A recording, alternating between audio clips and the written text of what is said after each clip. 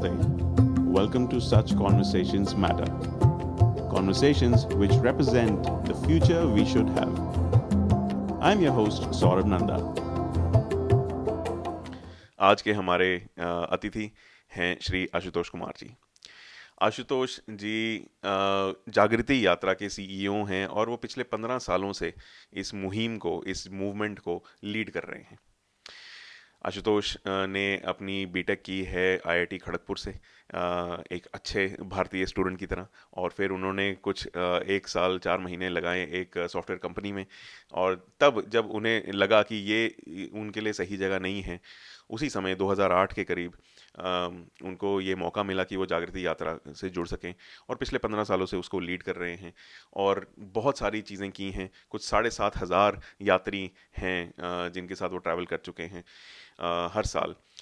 मैं जागृति यात्रा का फ़ैन रहा हूँ 2009 से, जब विद्याधर प्रभुदेसाई जी ने जो पिछले एपिसोड में हमारे गेस्ट भी थे और मेरे पहले मेंटर भी थे एक तरीके से, उन्होंने मुझे बताया जागृति यात्रा के बारे में, और मैं उस आइडिया को सुनकर अचंभे में रह गया। I was inspired, I was surprised, I was amazed at it कि आप 15 दिनों के लिए कुछ 500 युवाओं के साथ पूरे भारत का भ्रमण करेंगे जैसे गांधी जी ने किया था, और आप समझेंगे कि भारत की क्या ज़रूरतें हैं, और फिर उन्हीं ज़रूरतों को हम किसी तरीके से सॉल्व करने की कोशिश करेंगे उन बाकी युवाओं के साथ, या फिर वो कम्युनिटी के साथ, वो नेटवर्क के साथ जो जागृति यात्रा ने बनाया है। 2021-22 में डिजिटल यात्रा के दौरान मेरे को पहली बार मौका मिला कि मैं वहाँ पर फैसिलिटेटर की तरह जाऊँ, और वहाँ पर उस डिजिटल यात्रा में मुझे जो आनंद आया है, क्योंकि मैं ऐसे युवाओं से मिला हूँ, जुड़ा हूँ, उनकी हेल्प करने की कोशिश की है, जो ना कि सिर्फ बड़े शहरों से आ रही हैं इंडिया से, बट छोटे शहरों से, गाँवों से, कस्बों से, हर प्रांत से आ रहे हैं, जो बहुत ही यूनिक एक्सपीरियंस था। इन्हीं सब चीज़ों के बारे में आज हम बात करेंगे आशुतोष जी से। एंटरप्रेन्योरशिप क्या है, जागृति यात्रा क्या है, और इंडिया में और आज की दुनिया को किस तरीके की एंटरप्रेन्योरशिप की रिक्वायरमेंट है, क्या ज़रूरी है, और किन चीज़ों से हमें दूर रहना चाहिए, और किन चीज़ों को हमें समझना चाहिए, करना चाहिए। अगर आप एक युवा हैं तो ये जो चर्चा है आज हमारी, ये जो हमारी वार्तालाप है, ये आपके लिए बहुत ही ज़रूरी और एक बहुत ही उम्दा एक्सपीरियंस रहेगा। तो चलिए समय नहीं व्यर्थ करते और आशुतोष जी को निमंत्रित करते हैं। आशुतोष, कैसे हैं आप? Hello Saurabh, thank you for inviting me. काफ़ी अच्छा हाल है मेरा, सब कुछ अच्छा है, बट रियली प्लेजर, काफ़ी खुशी है आपके इस प्लेटफॉर्म पे आके। Yes. Thank you so much sir for taking out the time. I know कितना बिजी चल रहा है, स्पेशली क्योंकि कुछ बहुत अच्छी अच्छी नई नई डेवलपमेंट्स हो रही हैं। April is a very important month, I know about for जागृति फाउंडेशन, एंड उसके बारे में भी हम डिटेल में बात करेंगे। um, शुरू करते हैं सर। सबसे पहले एक ऐसा क्वेश्चन है जो मैं अपने सारे गेस्ट से पूछता हूँ, और क्योंकि मेरा जो पॉडकास्ट है, I I like to call myself कि I am a lockdown podcaster कि जिंदगी में उससे पहले करना चाहते थे लेकिन कभी समय नहीं मिला, तो लॉकडाउन में किया। तो मैं आपसे ये पूछना चाहूंगा कि पिछले 3 साल पूरी दुनिया के लिए काफी अलग रहे हैं, और आपका क्या अनुभव रहा, आपका क्या एक्सपीरियंस रहा, पिछले 3 साल आपके कैसे निकले? अच्छा सवाल है, और इनफैक्ट हमारा भी काफ़ी डिफरेंट रहा। एक तो पर्सनली भी और प्रोफेशनली भी। प्रोफेशनली मैं ऐसे कहूँगा कि जागृति जो ये ऑर्गेनाइजेशन है, हम लगभग 15 सालों से हम चला रहे हैं। तो इसमें हमें काफ़ी उतार चढ़ाव देखने को मिले पिछले 3 सालों में। काफ़ी चीज़ें अच्छी हुई, और काफ़ी चीज़ें ऑब्वियसली अच्छी नहीं हुई जैसा हम नहीं चाहते थे। लेकिन मेरे ख्याल से दोनों में एक अच्छी सीख थी हमको, जो देखने को मिली। जो चीज़ें अच्छी हुई, जो नई चीज़ें एक तरह से हम लोगों ने बिल्ड की, जैसे जागृति यात्रा जो हमारी होती है उसका हमने डिजिटल एक रूप बनाया, तो वो हमारे लिए बिल्कुल नया था, हमें कुछ नया सीखने को मिला, और होपफुली उसको हम आगे फ्यूचर में भी यूज़ करेंगे। लेकिन वहीं कुछ चीज़ें ऐसी भी हुई जो एक्सपेक्टेड नहीं थी, नहीं हो पाई। बट ठीक है, मतलब that was a part and parcel of this whole pandemic. तो वो भी उस बट उसमें भी हमें कुछ काफ़ी कुछ सीखने को मिला। तो overall I would say it was all right. मतलब क्लियरली जो जिस तरह का एक एक सिचुएशन आया था, जिस तरह का इम्पैक्ट ओवरऑल पड़ा पूरे विश्व में, वो तो काफ़ी दर्दनाक था ही। तो वी कांट डिनाई दैट। तो आई थिंक प्रोफेशनली और पर्सनली भी ये हुआ कि बिकॉज आप एक तरह से काफ़ी बंद हो चुके थे एक जगह पे, लेकिन फिर भी कहीं न कहीं आपको अपने जो रिलेशनशिप्स हैं, प्रोफ़ेशनली हो, पर्सनली हो, वो तब भी आप उसको मेंटेन करना था, उसको इनफैक्ट ग्रो करना था। तो आई थिंक उसमें मैंने काफ़ी चेंजेस देखे पर्सनली कि उन रिलेशनशिप्स में एक नया एक मोड़ आया, एक बदलाव आ गया, right? The way we used to see people, the way we used to talk to people, interact करते थे, उसमें काफ़ी चेंज आया। कहीं न कहीं एक काफ़ी एम्पैथी हम सब लोगों में आई, ये पैंडेमिक के कारण से। तो आई वुड से या ये 2-3 बदलाव आए लास्ट 3 सालों में। ग्रेट। वो आपकी बात एकदम सही लगी मुझे। मैं ये भी जानना चाहूँगा सर कि पर्सनली क्या इम्पैक्ट रहा आपके ऊपर? मेरे ऊपर अगर पर्सनली कहूँ तो 2-3 चीज़ें हुई अपार्ट फ्रॉम थिंग्स जो यूजुअल हुए थे कि काफ़ी सारे नए हॉबीज़ आपने पिक कर लिए, जैसे तुमने पॉडकास्ट स्टार्ट कर दिया था लॉकडाउन में, तो उस तरह की कुछ-कुछ चीज़ें हुई जो मैंने भी पिक की लॉकडाउन के समय, और वो चलती रही अभी तक, ऐसा नहीं कि वो ड्रॉप हो गई। तो वो हुआ, but I think if we keep that aside, personally मुझे लगता है कि एक जो मेरे अंदर, वही मैं उसको रिपीट कर रहा हूँ कि जैसे हम एक टीम के साथ काम करते हैं, है ना? और अभी हमारी टीम लगभग 50 लोग की टीम है। कुछ लोग फील्ड में काम कर रहे हैं, कुछ लोग ऑफिसेज में काम कर रहे हैं। तो वो टीम से जो जुड़ाव था, वो मुझे लगता है काफ़ी हमारा स्ट्रांग हो गया। मेरा पर्सनली स्ट्रांग हो गया, और उसका कारण ये था कि चूंकि आप अब एक जगह बंद हो चुके हो और काम को भी आगे बढ़ाना है, तो उसका एक ही तरीका है कि आप टीम के साथ जितना ज़्यादा कम्युनिकेट कर सको आप करो, राइट? तो वो हम लोग कर रहे थे, ऑलमोस्ट दिन रात वही चल ही रहा था कि तुम जूम पे बैठे हो या गूगल मीट पे बैठे हो, और या फ़ोन कॉल्स पे हो, तो आप बातचीत किए जा रहे हो। और उसी बातचीत में प्रोफेशनल चीज़ें ज़्यादा बातचीत होती थी, लेकिन उसके अलावा पर्सनल चीज़ें भी काफ़ी फिर बात होने लगी। तो वो एक जुड़ाव जो बनने लगा टीम के मेंबर्स के साथ, वो एक एक नई चीज़ हुई। वो और उस कॉन्वर्सेशंस में, उस इंटरेक्शंस में मुझे अपने टीम मेंबर्स को जितना ज़्यादा जानने का मौका मिला, वो शायद पहले नहीं था। मुझे ऐसा महसूस हुआ, और इस इंटरेक्शंस के कारण, इस पर्सनल कॉन्वर्सेशंस के कारण, मुझे लगता है कि मेरे अंदर एक अच्छा एक ह्यूमन बीइंग जो है, मैं कहूँगा एक अच्छा इंसान डेवलप होने लगा। तो मेरे ख्याल से वो सबसे एक खूबसूरत चीज़ थी जो एटलीस्ट वो 3 साल लॉकडाउन के समय मिला कि ज हमें लग रहा था हम बंद हैं एक जगह पे, लेकिन मुझे ये भी लगा कि हमारा जो संबंध है दूसरों के साथ, वो और गहरा होता गया। तो ये काफ़ी एक काउंटर इंट्यूटिव सी चीज़ लगती है कि जब मतलब आप फिज़िकली साथ में काम कर रहे थे मतलब इन पर्सन ऑफ़िस में या फ़ील्ड में, तब और जब हम ऑनलाइन शुरू हो गए काम करना, तो आइडियली तो कोई भी ये भी सोचेगा कि हाँ, अगर इन पर्सन काम कर रहे हैं तो ज़्यादा अच्छा बॉन्ड बनेगा क्योंकि रोज़ आप समय बिता रहे हैं एक-दूसरे के साथ। लेकिन आपने जैसे बताया कि ऑनलाइन जब काम होना स्टार्ट हुआ, कोरोना के बाद हुआ तो एम्पैथी और बढ़ी, बॉन्ड और बढ़े। तो कहीं न कहीं मतलब ये थोड़ा काउंटर इंट्यूटिव भी साउंड करता है लेकिन ये बहुत रियल है। ये एक्चुअली में बहुत लोगों के साथ हुआ। मैंने भी सिमिलर चीज़ें एक्सपीरियंस की हैं ऐसी। आपको लगता है कि ये एक ट्रिगर पॉइंट था जस्ट टू अंडरस्टैंड कि हमें अपने जो हम रोज़मर्रा की ज़िंदगी व्यतीत कर रहे हैं, उसमें हमें समय निकालना है एक-दूसरे को समझने के लिए, जानने के लिए एक बेहतर तरीके से। जो शायद पहले की जो हमने एक एक अपना तरीका बनाया था काम करने का, उसमें शायद वो पार्ट मिसिंग था और पैंडेमिक के बाद से वो पार्ट अब हम बहुत कॉन्शियसली, बहुत सोच समझ के उसी समय डालना चाहते हैं कि हाँ, ये भाग बहुत इम्पोर्टेंट है, जहाँ पर हम एक-दूसरे को समझें, जहाँ पर हम एक-दूसरे की भावनाओं को समझें और उनको उनकी कदर करें और उसके बेस पर ही, उसकी बुनियाद पर भी हम आगे जाकर कुछ और अच्छे डिसीजंस ले पाएँ। नहीं, बिल्कुल मैं कहूँगा, और मैं एक शब्द जो आपने कहा उसको मैं पिक करता हूँ, जो कॉन्शियसनेस आपने जो कहा, राइट?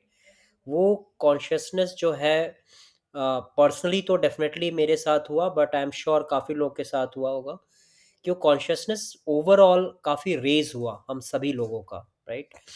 और वो जब होता है, जब आपके अंदर एक अवेयरनेस आ जाती है, कॉन्शियसनेस आ जाती है, देन दूसरों के साथ जुड़ना, दूसरों के साथ कनेक्ट करना और गहरा होता है और सरल भी हो जाता है। और ये चीज़ मुझे लगता है कि इस पैंडेमिक की एक देन है, बिकॉज़ एक तो जिस पूरी व्यथा से हम सब लोग गुज़र रहे थे, वो देख रहे थे, उसके कारण नेचुरली था कि हमारा कॉन्शियसनेस, हमारी एम्पैथी बढ़े। और उसके कारण ये भी ज़रूरी हो गया था कि हम लोगों से और अच्छे से जुड़े, बात करें, और अगर उनके साइड पे कुछ प्रॉब्लम है तो उसको समझने की कोशिश भी करें। क्योंकि उसके पहले आप ये सही कह रहे हैं कि फिज़िकली हम लोग कनेक्टेड थे, हम थोड़ा दिन में ज़्यादा समय एक दूसरे के साथ बिताते थे, क्योंकि 8 घंटे 9 घंटे आप ऑफिस में हैं और आप अपने कलीग्स के साथ हैं। देखिए, फिर आपकी जो अधिकतर बातें मुझे लगता है कि काम के अराउंड होती थी या पर्सनल भी होती थी, ऐसा नहीं है। ये पर्सनल में भी एक सुपरफिशियल लेवल पे होती थी, ठीक है? कि आप जान गए, अच्छा उसको ये मूवी पसंद है, उसको ये वेब सीरीज़ पसंद है, इस पे ज़्यादा बातचीत। ये पैंडेमिक में ये हुआ कि थोड़ा-सा आपको, बिकॉज़ किसी के घर में अगर कुछ हुआ है, उसके कारण अगर आपकी बात उनके साथ हो रही है, तो आप पर्सनली थोड़ा डीप जा रहे हैं उस व्यक्ति के साथ। समझ रहे हैं कि उसको किस तरह की प्रॉब्लम है, क्योंकि प्रॉब्लम सिर्फ़ एक फ़िज़िकल लेवल पे नहीं हुई थी पैंडेमिक के समय, बट मेंटल लेवल पे भी काफ़ी हुई थी, राइट? लोग मेंटली भी काफ़ी एजिटेटेड थे, उनके अंदर काफ़ी व्यथा थी। तो जब भी मैं जैसे अगर किसी टीम मेंबर के साथ बात करता था, तो पहला सवाल ये नहीं होता था कि ये काम हुआ कि नहीं, या ये इस काम का क्या स्टेटस अपडेट है। हम शुरुआत ही यहाँ करते थे, कैसा है सब कुछ आपके घर में अभी? क्या चल रहा है? कुछ औ तो उसमें लगभग आप 10-15 मिनट बिताते थे, फिर उसके बाद फिर काम की बातें होती थी। वो कभी नहीं होता था, हमेशा पहले उल्टा होता था कि आप काम की बातें पूरी कर लेंगे, लास्ट में थोड़ा समय बचेगा तो अच्छा क्या हाल-चाल है, और ये सब होता था। तो उस कारण से मुझे लग रहा है कि वो कनेक्शंस जो हैं थोड़े स्ट्रॉन्ग हुए, एंड होपफुली, और वो होना चाहिए कि उस ढर्रे को हम आगे भी अभी लेकर चलें। अब फिज़िकली हम धीरे-धीरे एक-दूसरे से ज़्यादा जुड़ रहे हैं, लेकिन वो जो एक मानवीयता है कि हम लोगों से पहले उनका कुशल-क्षेम पूछें कि वो कैसे हैं, क्या है, उसके बाद फिर काम की बातें होनी चाहिए। तो येस, काउंटर इंट्यूटिव है, बट मुझे लगता है ये सबसे बड़ा एक तरह से गिफ्ट है इस पैंडेमिक का। येस। और आई थिंक आज हमारी कॉन्वर्सेशन भी कुछ ऐसी ही काउंटर इंट्यूटिव चीज़ों पे भी होगी कि जो समाज ने हमसे कुछ अपेक्षाएं की थी कि हाँ ऐसा कुछ करना है, ऐसा होना चाहिए क्योंकि आप इस रास्ते पे चल पड़े हैं, आपकी ये क्वालिफिकेशन है, आपका ये बैकग्राउंड है, तो आप ऐसा कुछ करेंगे। लेकिन उन सब चीज़ों से हम थोड़ा हट के चीज़ें कर रहे हैं, तो उसके बारे में भी बात करेंगे। एंड आई थिंक मैंने एक छोटा सा थोड़ी स्पीच दी थी एक टेडेक्स में चंडीगढ़ में अभी नवंबर में ही, और वहाँ पर मैं स्कूल के बच्चों को एड्रेस कर रहा था, जिसमें मैंने उन यूथ एंड सस्टेनेबिलिटी कि आप सस्टेनेबिलिटी के लिए सेल्फिश हो जाओ, तभी आप कर पाओगे। तो उसके बारे में बात कर रहे थे। तो मैं उनको यही बोल रहा था कि आज की जो हमारी ये स्पीच होगी, हमारी जो बात होगी, वो कंप्लीटली काउंटर इंट्यूटिव थॉट्स के ऊपर होगी कि सारी दुनिया आपको कह रही है ये करो, लेकिन एक्चुअली में करना उसका उल्टा है। तो वहीं से शुरू करेंगे और आपकी लाइफ स्टोरी से ही स्टार्ट करेंगे। आई थिंक वो सबसे बड़ा इसका उदाहरण रहेगा। तो आशुतोष सर, आप अपने अगर प्रोफेशनल जर्नी को थोड़ा-सा मतलब संक्षेप में बताने की कोशिश करें, तो कैसे बताएँगे? क्योंकि आपसे बढ़िया तरीके से और कोई बता नहीं सकता उसके बारे में। डेफिनेटली, उसके पहले ना सौरभ, ये काउंटर इंट्यूटिव पे बड़ा इंटरेस्टिंग टॉपिक है, क्योंकि मैं भी पिछले काफ़ी समय से इसको एक्सप्लोर कर रहा हूँ। और जैसे मैंने एक किताब पढ़ी, काफ़ी फेमस है, द टाओ ऑफ फिज़िक्स। तो द टाओ ऑफ फिज़िक्स में मतलब फिज़िक्स या साइंस के दृष्टिकोण से बताया गया है, बट जो उसके ऑथर हैं उन्होंने वेस्टर्न और ईस्टर्न जो है उसके बीच एक सामंजस्य स्थापित करने की कोशिश की है। तो उसमें there is a piece somewhere जिसमें ये लिखा हुआ है कि ईस्टर्न फिलॉसफी जो हमारी है, हम जो 2 विपरीत चीज़ें जो लगती हैं हमें, ठीक है? हम उसको विपरीत नहीं देखते हैं, बल्कि वो एक सर्कल का ही पार्ट है। मतलब आप यहाँ से घूम के नीचे आ रहे हैं, फिर ऊपर, ऐसे चलता रहता है चक्र। तो उसी के बेसिस पे मतलब सोच रहा था, और फिर मैंने कुछ समय पहले लिंक्डइन पे पोस्ट भी लिखा था कि जो भी आप पाना चाहते हैं जीवन में, हमेशा उसके विपरीत सोचिए, राइट? तो जैसे कि अगर आप स्वस्थ रहना चाहते हैं, तो कम खाइए, right? Which is counter intuitive. अगर आप अपनी कंपनी को ग्रो करना चाहते हैं, तो आप काफ़ी नैरो वे में सोचिए कि ये मेरा नीश सेगमेंट है, उस पे फ़ोकस करूँगा तो ही मैं आगे बढ़ पाऊँगा, राइट? तो उसमें ऐसे 4-5 पॉइंट्स मैंने लिखे थे, और मतलब फिलोसॉफिकली कहें, अगर आप क्लियरली देखना चाहते हैं तो अपनी आंखें बंद कर लीजिए, राइट? तो ये जो ऑपोजिट्स वाला मामला है ना, ये I think is a very brilliant gift of our philosophy, या जो हमारी पूरी सोच है। और कहीं ना कहीं I think what you are also saying is along the similar lines, तो इसीलिए मैंने इसका जिक्र किया। बट यस, कमिंग बैक, आप जो पूछ रहे थे कि प्रोफेशनल लाइफ की शुरुआत कैसे हुई, right? तो उसकी कहानी ऐसी है सौरभ कि मैं था एक इंजीनियर। अभी भी समझता हूँ कि मैं इंजीनियर हूँ, लेकिन 2007 में मैंने इंजीनियरिंग की पढ़ाई ख़त्म की आईआईटी खड़गपुर से, और मैकेनिकल इंजीनियर था। और फिर मैं निकला वहाँ से, और एक एक जो भेड़ चाल थी उसमें मैं भी चल दिया, राइट? कि अच्छी कंपनी आ रही है, प्लेसमेंट हो रहा है, तुम्हें अच्छा पैकेज मिल रहा है, forget about what you have studied at the college, उससे कोई मतलब नहीं है, बल्कि आपको पैकेज जहाँ भी अच्छा मिले आप उधर जाओ। तो उस समय काफ़ी आईटी सेक्टर में बूम आया था, काफ़ी कंपनीज आ गई थी जो अच्छा खासा पैकेजेस दे रहे थे, और आईआईटी से स्टूडेंट्स को लेके जा रहे थे। तो मैंने मैं भी बैठ गया, उसमें प्लेसमेंट हुआ, मैं एक कंपनी में आ गया चेन्नई में।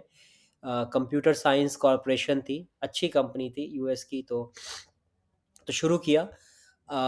जो जो वहाँ सिखाया जा रहा था टेक्नोलॉजी, जैसे जावा है, मेन फ्रेम है, इंटरेस्टिंग था काफ़ी, और मुझे इंटरेस्ट था, मैं सीख रहा था, कर रहा था।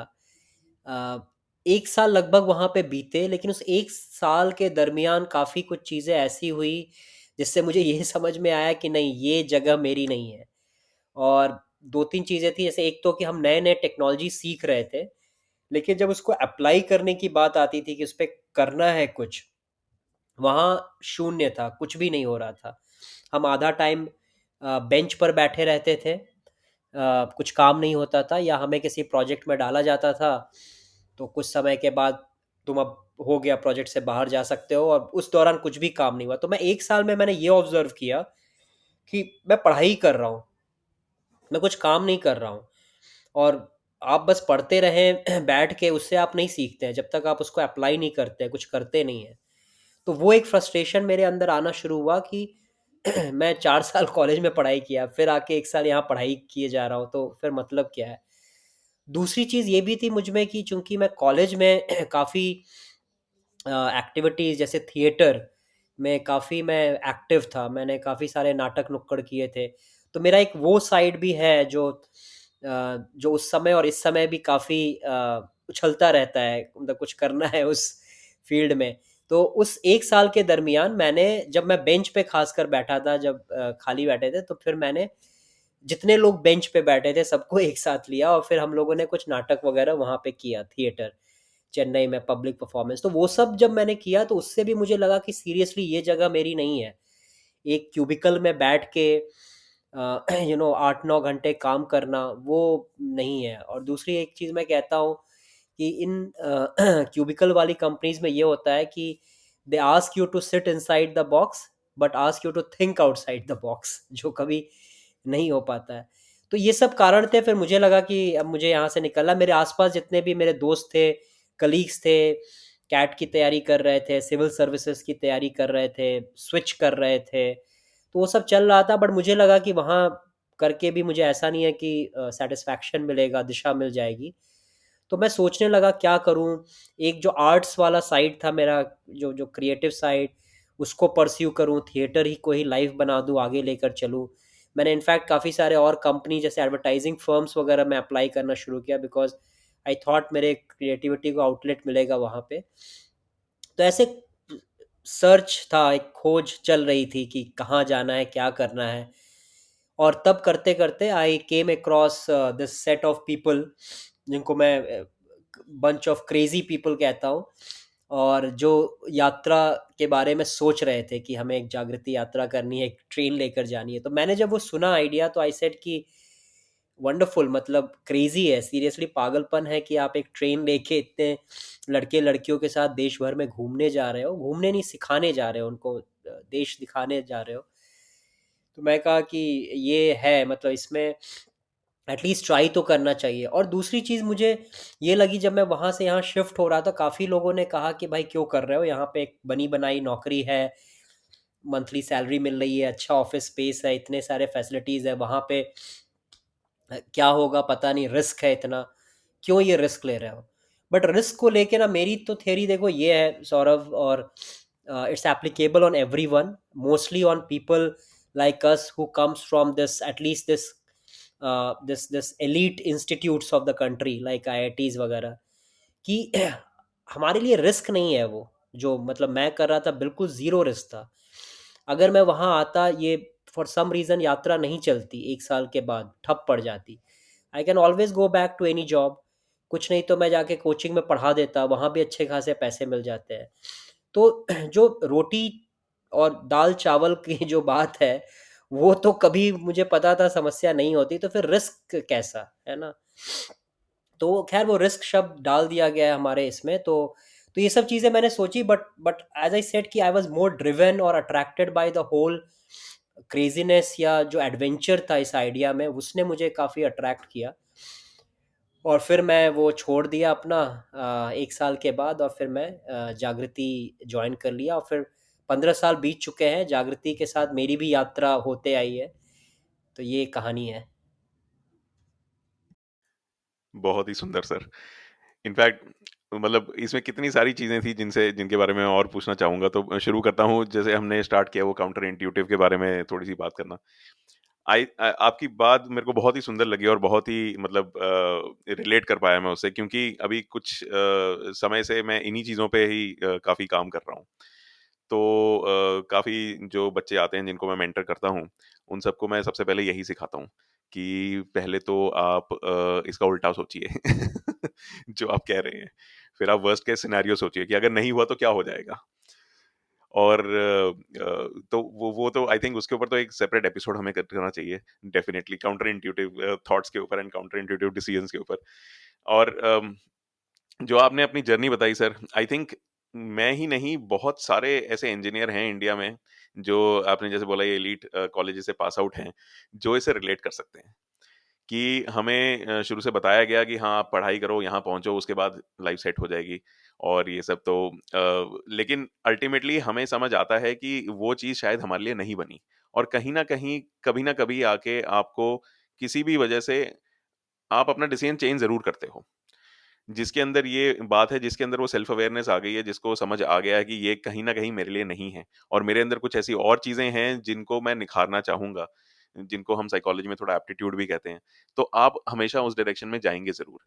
और मैं सबसे यही रिक्वेस्ट करता हूँ, सबसे मेरी यही अपील रहती है कि आप, जब वो आपकी बॉडी और आपका माइंड आपको वो चीज़ें बताए ना, तो उनको इग्नोर नहीं करना चाहिए। ये जो एप्टीट्यूड है, ये this is something which is God given to you. तो अगर आप, वो नेचुरल गिफ्ट है आपके पास, वो कभी ना कभी मैनिफेस्ट करेगा, कभी ना कभी बाहर आएगा। फिर आपके अंदर वो खुजली होगी, और फिर आप इसलिए देखोगे कि बहुत सारे जो हाई अचीवर्स हम जिनको कहते हैं सोसाइटी में, इंजीनियरिंग की, एमबीए किया, उसके बाद उनकी हॉबीज और इंटरेस्ट देखोगे आप, बहुत ही अलग होते हैं। कोई ट्रैवलिंग में है, कोई कलेक्शंस में है, किसी की कोई और हॉबी है, कोई खाली ट्रेडिंग में लगा हुआ है। वो कभी भी एक काम को नहीं कर रहे हैं, क्योंकि उनके अंदर एप्टीट्यूड हैं जो अलग-अलग दिशाओं में जा रहे हैं। तो मैं बहुत रिलेट कर पाया सर आपसे, ऑफलाइन भी बात करूँगा इसके बारे में। अम, ये जब आपने जागृति यात्रा का डिसीजन लिया, और ये क्वेश्चन बहुत इंपॉर्टेंट है क्योंकि बहुत सारे यंग लोग भी इसको सुनते हैं, जो आपसे इंस्पिरेशन लेंगे। आपके पेरेंट्स का, आपके घरवालों का इसमें क्या रिएक्शन था? ऑफ कोर्स समर्थन तो था ही, तभी तो आप यहाँ पर हो, किसी न किसी तरीके का था, लेकिन किस तरह का रिएक्शन था और आपने उसको कैसे मैनेज किया? एक्चुअली इनिशियल रेजिस्टेंस था सौरभ, जब मैंने ये ज्वाइन करने का सोचा, बिकॉज अगर उनके पर्सपेक्टिव से देखा जाए तो भी सही है, मतलब मैं मतलब अब जब व्हेन आई लुक बैक तो मुझे समझ में आता है कि क्यों वो रेसिस्ट कर रहे थे, क्योंकि एक मिडिल क्लास फैमिली का अगर कोई बच्चा एक आईआईटी कर लिया हो, राइट, तो उसके पीछे तो सोच उस ज़माने में यही थी, और आज भी है, कि मतलब अगर आईआईटी से निकला है तो एक तो देश से बाहर चला जाए, राइट, कुछ कमाए धमाए, अच्छा, वो सबकी सोच होती है। और जब वो फुलफिल नहीं होती दिखती है तो लोग इसलिए अपोज करते हैं, रेसिस्ट करते हैं। तो मेरे साथ भी हुआ कि जब मैंने बताया कि भाई मैं इधर जाना चाहता हूँ, तो फिर मेरे पेरेंट्स ने वही कहा, क्यों करना चाहते हो, क्या रीज़न है, यहाँ सब कुछ अच्छा है, वहाँ पे पता नहीं क्या है, तो वो था एक, there was a lot of, not lot but there was good opposition. वो एक तरह से फुल्ली अग्री नहीं किए थे मेरे डिसीजन में। मेरे बड़े भाई थे, he understood me because he was also from one of the IITs, BHU के, तो and he is in a typical normal corporate job. तो he understood me and he supported me कि ठीक है, मतलब इट्स वर्थ रिस्क टेकिंग, और तुम जाके कर सकते हो। तो उस समय अब एटलीस्ट पेरेंट्स के साथ मेरा जो रवैया वो ये था सौरभ, मैंने कहा कि उनको फिर भी मैंने समझाने की कोशिश की कि मैं क्यों करना चाहता हूँ, रादर दैन जस्ट सेइंग कि आपको जो लग रहा है ठीक है बट मैं तो करने जा रहा हूँ, है ना, वो रिबेल वाला जो है वो मैं नहीं अपनाना चाहता था एटीट्यूड। तो मैंने उनको समझाने की कोशिश की। एक तो मैंने समझाया कि क्यों मैं यहाँ फ्रस्ट्रेटेड हूँ, क्यों एक साल के बाद भी मैं यहाँ पे मुझे लग रहा है कि मैंने कुछ किया ही नहीं है, मैं अभी बस कॉलेज से ही निकला हूँ, वही फील आ रही है, राइट। तो एक साल मेरे दृष्टिकोण से तो पूरा वेस्ट ही हुआ है, तो वो फ्रस्ट्रेशन है। दूसरा ये भी है कि अगर किसी कंपनी में आप रह भी जाएं तो आप ठीक है एक जूनियर लेवल से सीनियर सीनियर करते हुए पूरी ज़िंदगी खपा देंगे तब जाके कुछ होगा।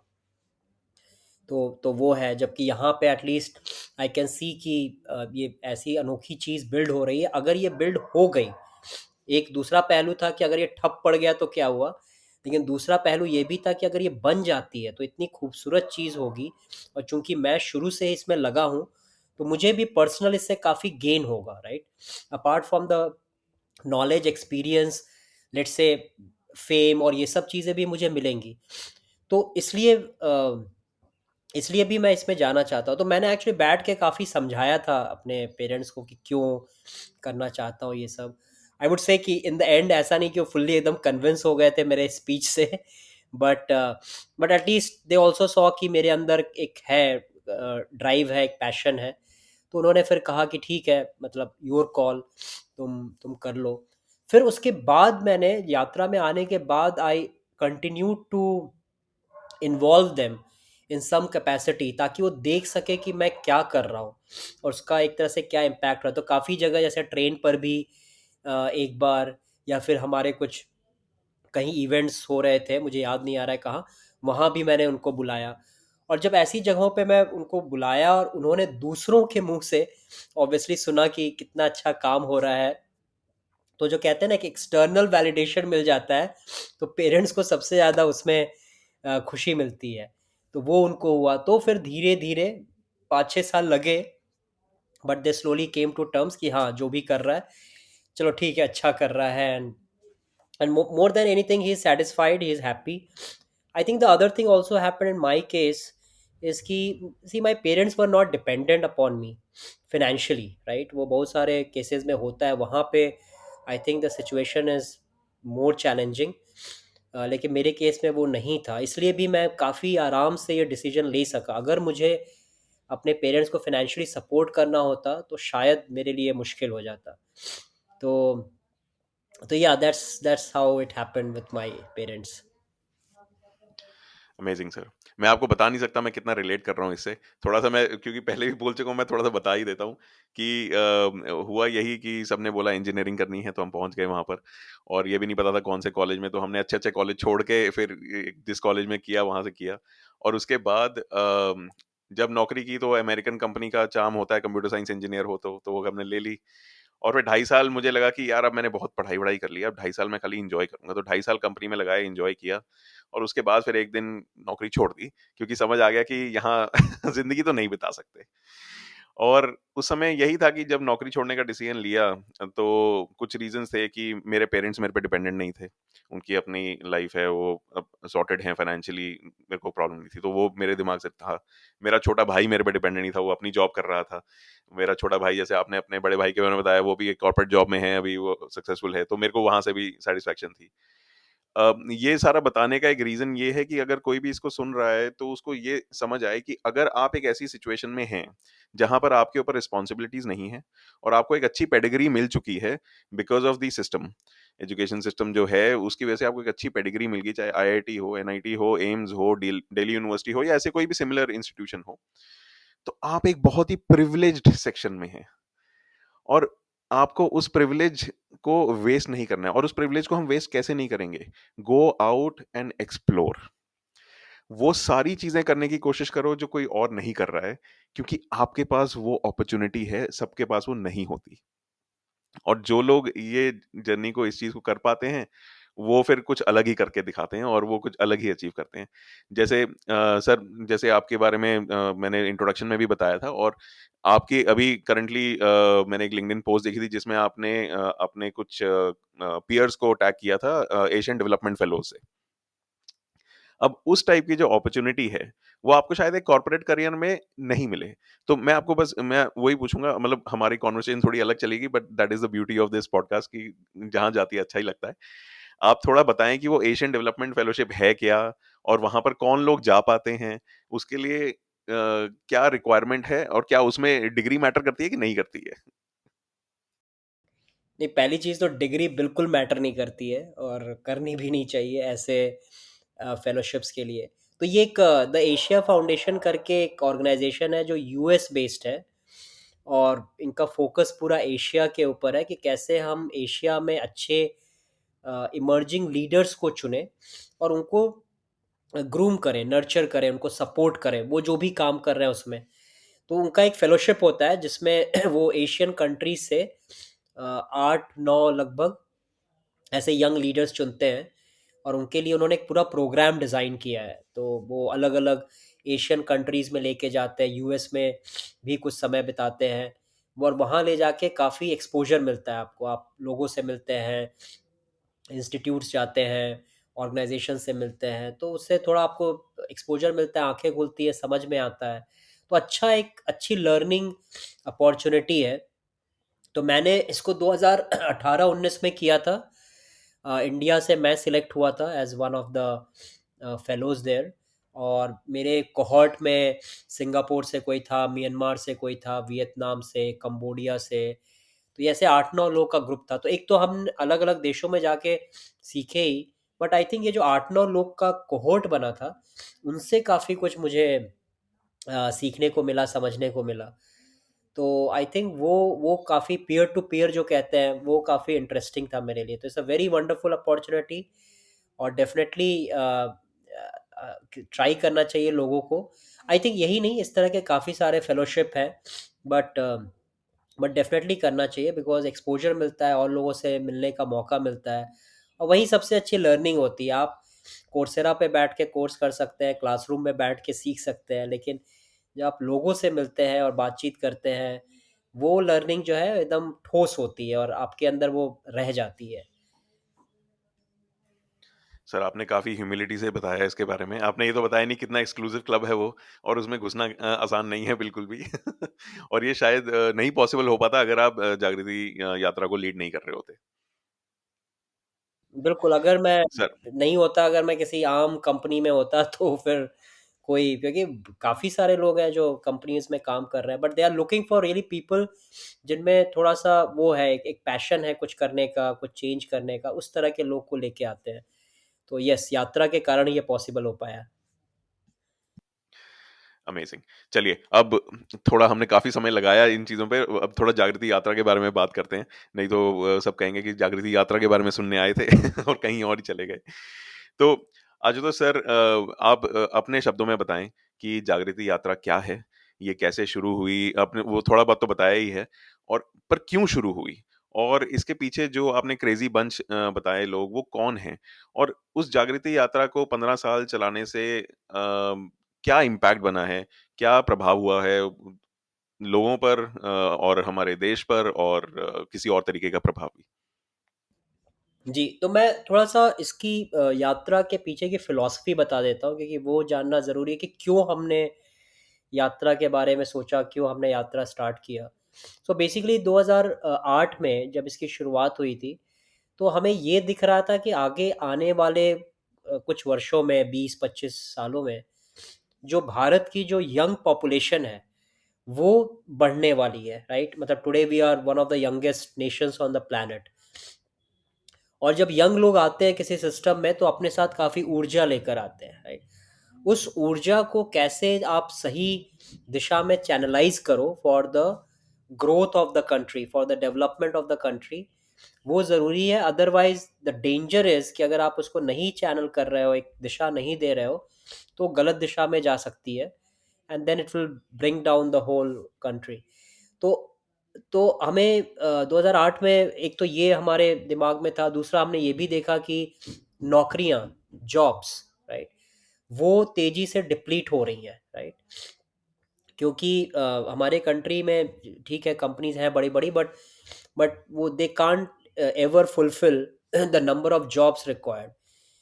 तो ये दो चीज़ें हमें दिख रही थी, तो now we said what can we do, कैसे हम यंग एनर्जी को एक तो चैनलाइज करें, और दूसरा ये भी है कि how can we create more opportunities, अगर एम्प्लॉयमेंट को थोड़ा मैं बड़ा दायरा दूं, कि कैसे और इनकम अपॉर्चुनिटीज़ क्रिएट करें यहाँ के लिए।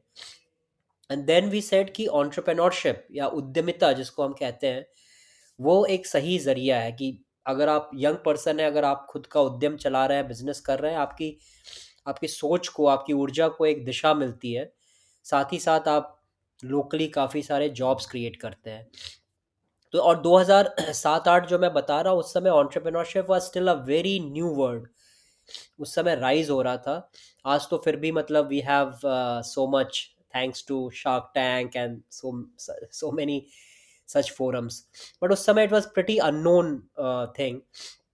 और उसमें भी जिस तरह के एंटरप्रेन्योरशिप की हम बात कर रहे थे, जो आज भी करते हैं, it's not only and only startups, right, कि अगर आप किसी मेट्रो में बैठ के you are running a startup which is run by completely a investor fund and you are burning cash, वो हम नहीं कह रहे थे। हम कह रहे थे प्रॉफिट प्लस पर्पस, ये दोनों चीज़ों को लेके आप कैसे उद्यमी बने।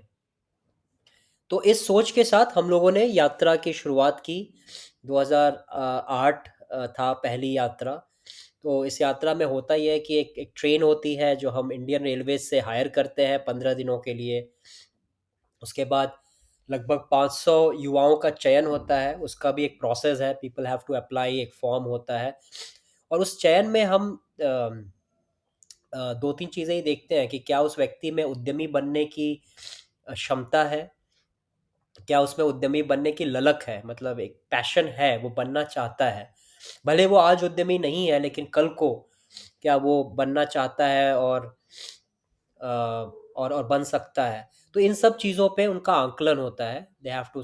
और उसमें हम कहीं भी डिग्री नहीं देखते, हम नहीं देखते कि उनका प्रोफेशनल बैकग्राउंड क्या है, किस कंपनी से है, क्या है, कुछ भी नहीं। तो उसके बेसिस पे हम चयन करते हैं, अच्छे खासे एप्लीकेशंस आते हैं हर साल, उसमें से 500 लोगों को चुनते हैं, देन ये सब लोग इस यात्रा पे निकलते हैं 15 दिनों की। उस यात्रा को हमने डिज़ाइन काफ़ी एक्सपेरिंशियली किया है, राइट, क्योंकि जो हमारा एक वो मानना है, जो मैंने पहले भी कहा, कि हम अपने अनुभव से ज़्यादा सीखते हैं रादर दैन थियोरी बुक से। और तो उस तरह से यात्रा हमने डिज़ाइन किया, आप जाइए, देश भर में घूमिए, लोगों से मिलिए, उनकी कहानियाँ जानिए, उनके सक्सेसेस, फेलियर्स, उनके बिजनेसेस देखिए, and then you learn, you also get lot of inspiration, कि आपको एक नई ऊर्जा मिले, आपको सीखने को मिले, और अंततः आपको एक अच्छा नेटवर्क मिले। क्योंकि होता ही है कि जैसे यात्रा में आप 15 दिन गए, तब तो यू आर एकदम हाईली इंस्पायर्ड कि हम दुनिया बदल देंगे, देश बदल देंगे। लेकिन जब वापस लौट के आप अपने घर में आते हैं या अपने सोसाइटी में आते हैं, वहाँ सब आपको फिर से दबाने की कोशिश करते हैं कि जाओ नौकरी करो। तो निकल जाती है सारी ऊर्जा, सारी हवा निकल जाती है। उसमें अगर आपके पास एक अच्छा ऐसा नेटवर्क है, ऐसा एक ग्रुप ऑफ पीपल है जो आपको लगातार सपोर्ट कर रहे हैं थ्रू वर्ड्स, थ्रू थॉट्स, तो आपका आपकी वो ऊर्जा फिर बरकरार रहती है, राइट। तो इसलिए वो नेटवर्किंग जो होती है यात्रा में, एक कम्युनिटी जो बनती है, वो उसका आई थिंक सबसे बड़ा गिफ्ट है यात्रा का, जो किसी भी व्यक्ति को मिलती है जो यात्री होता है। और अब हम उस कम्युनिटी को अलग अलग रूप में देख रहे हैं, क्योंकि 15 साल हो गए, तो अब कम्युनिटी काफ़ी बड़ी हो गई है, 7,500 लोगों ने यात्रा की है। तो अब उसका काफ़ी प्रभाव हमको, इम्पैक्ट देखने को मिल रहा है। मतलब सिंपल जो है कि दो यात्री मिले, आइडिया का एक जन्म हुआ, वापस आए, उन्होंने कंपनी शुरू की, जाके शार्क टैंक पे पिच कर दिया, फंडिंग मिल गई, और फिर चल निकले। तो वो तो एक तो सबसे विजिबल है, बट काफ़ी चीज़ें हैं जो अभी इस तरह से मीडिया में या पब्लिकली नहीं आई हैं, but lot of other things are also happening जो यात्रा से निकल के आ रही है।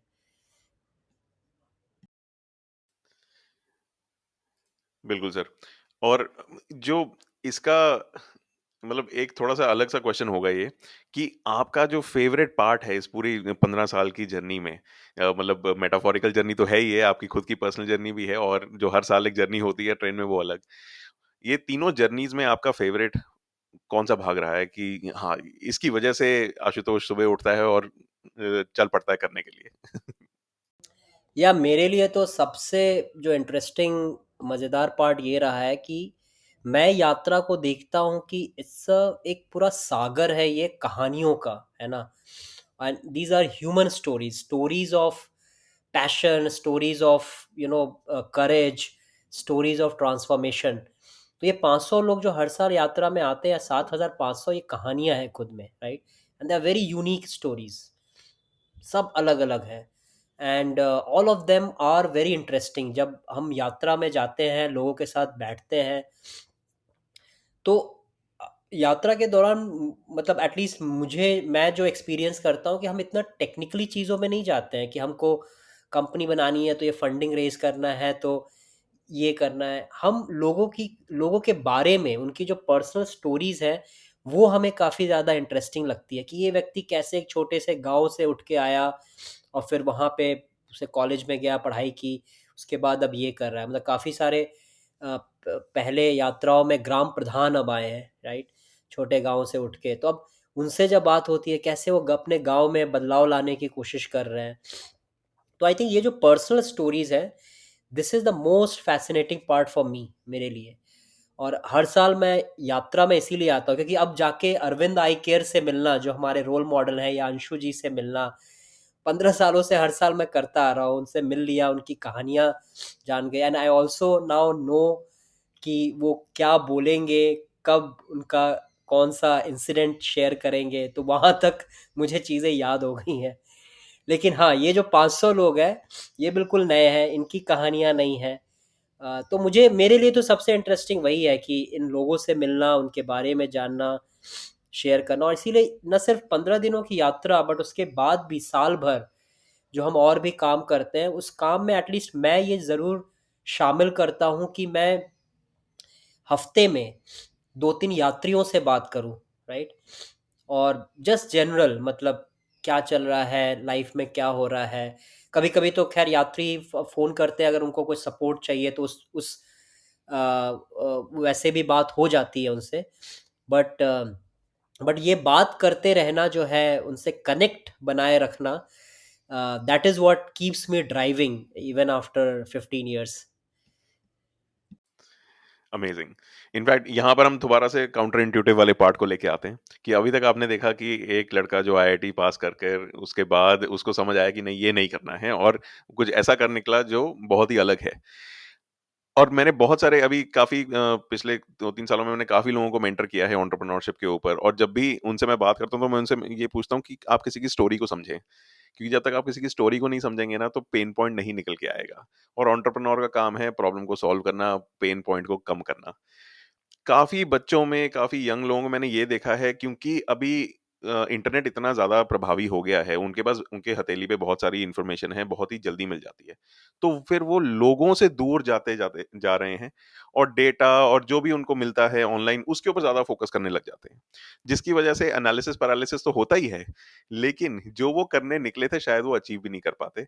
फिर हम उनको दोबारा वापस लेके आते हैं, हम उनको बोलते हैं कि फ़ोन करो उस इंसान को जो इस प्रॉब्लम से जूझ रहा है। जब तक आप उसकी कहानी नहीं समझोगे तब तक नहीं कर पाओगे। तो आपने वही बात बताई कि जब तक वो जो कहानियों की बात आप कर रहे हैं कि सबसे इम्पोर्टेंट है, असली प्रॉब्लम तो आपको तभी समझ आएगी जब आप किसी की कहानी समझेंगे, कि ऐसा क्यों हुआ उस इंसान के साथ। और जो मेरा बिलीफ है इसमें वो यही है कि जो भी सक्सेसफुल एंटरप्रेन्योर हुआ है किसी भी तरीके से मैं खाली पैसे की बात नहीं कर रहा हूँ या फंडिंग की बात नहीं कर रहा हूँ और इसकी नहीं। जो भी एक सक्सेसफुल एंटरप्रेन्योर बना है, आप उसकी देखेंगे उसकी स्टोरी बड़ी यूनिक थी। आप चाहे कुणाल शाह की स्टोरी ले लें जिन्होंने क्रेड बनाया था या आपकी स्टोरी ले लें, वो एक स्पार्क है और वो तभी निकल के आता है क्योंकि स्टोरी में कुछ तो स्पीड ब्रेकर हुए थे, कुछ तो ऑब्स्टिकल हुए थे। तो आशुतोष जी आप मेरे को ये बताएँगे कि कोई ऐसी प्रभावी कहानी आपके दिमाग में छपी हुई है कि आपने उस यात्री से बात की और उसकी लाइफ में ये प्रॉब्लम थी जिसको सॉल्व करने निकला, वो यात्री निकला या निकली, और उन्होंने वो कर दिखाया, क्योंकि फिर वो सब भूल गए कि कहाँ से आ रहे हैं, कैसे कर रहे हैं, लेकिन वो जो कहानी में, उनकी लाइफ की कहानी में एक प्रॉब्लम थी, बस वो ही सबसे बड़ा उनके लिए मुद्दा था, वही सबसे बड़ी मोटिवेशन बन के रह गई। या नहीं, डेफिनेटली काफ़ी सारी कहानियाँ हैं, तो एक कहानी तो मैं शेयर करूँगा, बट उसके पहले एक छोटा सा एनेक्डोट भी शेयर करता हूँ, Saurabh, and you may keep it, या फिर आप देख लीजिए। ये मैंने इस बार की यात्रा में बताया था कि एक 3-4 साल पहले जब यात्रा हो रही थी, एक बार मुंबई से हमारी ट्रेन निकलती है, तो रात में सारे यात्री जो है मुंबई के स्टेशन पे उनका जमावड़ा होता है, सब ट्रेन का इंतज़ार कर रहे होते हैं। तो हम कर रहे थे, मैंने एक यात्री से बात की कि तुम क्यों आई हो इस यात्रा में, क्या तुम्हारा ऑब्जेक्टिव है। तो उसने बोला कि मैं कंफ्यूज्ड हूँ, मुझे समझ नहीं आ रहा है क्या करना है, इसलिए मैं कहा ठीक है, सभी यात्रा में इसलिए आते हैं, तो तुम्हारा स्वागत है। फिर 5-6 दिन बाद जब हमारी ट्रेन राजगीर पहुंची स्टेशन पे, तो वहाँ मैं उस लड़की से फिर से मिला और मुझे याद आया कि ये हमारी बातचीत हुई थी। तो मैंने उससे फिर पूछा कि तुम्हारा कन्फ्यूजन था जब तुमने यात्रा की शुरुआत की, आज क्या तुम्हारी स्थिति है। तो उसने मुझे कहा कि मैं आज कॉन्फिडेंटली कंफ्यूज्ड हूँ, राइट। और उसके बाद फिर जो है, मैं उससे पूछ पाता कि इसका क्या मतलब है, वो चली गई, वो भीड़ में खो गई, फिर उसके बाद कभी उससे बात नहीं हुई। और मैं उसको इंटरप्रेट करता रहा कि उसका मतलब क्या है कॉन्फिडेंटली कंफ्यूज्ड, या तो उसका कंफ्यूजन इतना बढ़ गया कि वो बिल्कुल। लेकिन मुझे जो लगता है कि यात्रा में ये होता है कि चूंकि आपको इतना अच्छा एक लोगों का समूह मिल जाता है, उससे आपको काफ़ी कॉन्फिडेंस आता है जीवन में कि मैं कुछ भी करने जाऊं कल को, ये लोग तो हैं, मैं हमेशा इनके पास जा सकती हूँ या जा सकता हूँ, और उनसे मुझे सपोर्ट मिलेगा। हो सकता है आपका यात्रा में कन्फ्यूजन पूरी तरह से न जाए, आप तब भी सोच रहे हो कि मुझे एजुकेशन में कुछ करना है या हेल्थ में करना है, एग्रीकल्चर में करना, वो हो सकता है, लेकिन एटलीस्ट इतना साहस आ जाता है कि आप कुछ करने का सोच सकते हैं। तो to me that is what confidently confused means. So so coming to the story that you asked, ये बड़ी बड़ी अच्छी कहानी है जो मेरे दिल के काफ़ी करीब है, और मैं काफ़ी समय उस यात्री के साथ जुड़ा रहा, आज भी जुड़ा हूँ और बातचीत होती रही हमारी। अमित कटारिया नाम है, जो हरियाणा से एक गुड़गांव के पास एक चोमा करके एक गांव है वहाँ का। तो अमित आया था 2009 की यात्रा में, और अमित ने जब यात्रा के लिए अप्लाई किया तो वो पैराप्लेजिक है, उसके 2 क्रचेज हैं, उस पे वो चलता है बैसाखी के सहारे। तो जब उसने अप्लाई किया तो पहली बार ऐसा एप्लीकेशन हमें आया था, तो हमने उससे बात की, हमने उसे बताया कि भाई यात्रा काफ़ी टफ है, राइट, क्योंकि 15 दिन आप ट्रेन से उतरना चढ़ना, बसेस हैं, चलना फिरना, काफ़ी कुछ करना होता है, राइट, बहुत ही हेक्टिक हो जाता है, तो क्या आप कर पाओगे। तो उसने हमें यही कहा कि मुझे बस थोड़े से सपोर्ट की ज़रूरत पड़ेगी कुछ ही जगहों पे, उसके अलावा मैं पूरी यात्रा खुद से कर लूँगा, लेकिन मैं आना चाहता हूँ इस यात्रा में। तो उसकी जो लगन और उसकी जो इच्छा शक्ति देख के हमने कहा ठीक है चलो। वो आया, उसने यात्रा की, बड़े अच्छे तरीके से की, कहीं कहीं उसको सपोर्ट था तो और यात्रियों ने ही कर दिया, हमारी ज़रूरत भी नहीं पड़ी। तो उसने यात्रा की। अब यात्रा में आया था तो उसके पास एक एक एक सपना था, ठीक है, कि वो एक कंप्यूटर ट्रेनिंग एकेडमी शुरू करना चाह रहा था अपने गांव में, क्योंकि वहाँ के जो युवा थे कंप्यूटर सीखने के लिए कहीं बाहर जाते थे, और बाहर भी जाते थे तो पता नहीं उनको कितना फ़ायदा होता था। तो वो चाहता था कि मैं अपने गांव में फिर धीरे धीरे और गांव में पूरा चेन स्टार्ट करूं इस तरह के कंप्यूटर ट्रेनिंग एकेडमी का। तो अब जब वो यात्रा के बाद वापस गया, तो उसने शुरू कर दिया ये, लेकिन अब उसको काफ़ी ये मुश्किलें आई करने के लिए। तो यहाँ पे जो यात्रा की दूसरी खूबसूरत चीज़ है, जो कम्युनिटी की हम बात कर रहे हैं, वो आया कि उसको एक यात्री मिला था ट्रेन पे, एक संदीप कृपलानी के नाम से। उसने कहा कि अमित मैं तुम्हें पूरी तरह से सपोर्ट करूंगा, मैं जुड़ूंगा तुम्हारे साथ। तो ये व्यक्ति एक सीए था पुणे में, वो अपना अर्न्स्ट एंड यंग जैसी कंपनी में काम कर रहा था, लेकिन उसने इसको इतनी अच्छी तरह से इसको सपोर्ट किया, फंडिंग रेज करवाने के लिए, कैसे अपनी कंप्यूटर अकेडमीज को तुम चलाओ, कैसे उसका चेन बना, वो सब में दोनों लोग जुड़े। एक पुणे का, एक गुड़गांव के पास किसी गांव का, राइट। और दोनों लोगों ने जुड़ के फिर धीरे धीरे इसको बिल्ड किया। कुछ समय बाद संदीप फिर निकल गया अपने रास्ते पे, लेकिन एटलीस्ट वो जो इनिशियल सपोर्ट मिल गया अमित को, एक आधार मिल गया, वो उसके लिए काफ़ी बड़ी जो थी देन थी संदीप की तरफ से। और उसके बेसिस पे वो धीरे धीरे उसने अपने आप को बिल्ड किया, करता गया। और आज मतलब उसके हैं काफ़ी सारे, पाँच छः तो डेफिनेटली उसने ट्रेनिंग सेंटर्स इस तरह के खोले हैं अपने गांव और उसके आसपास, और उसको चला रहा है आगे।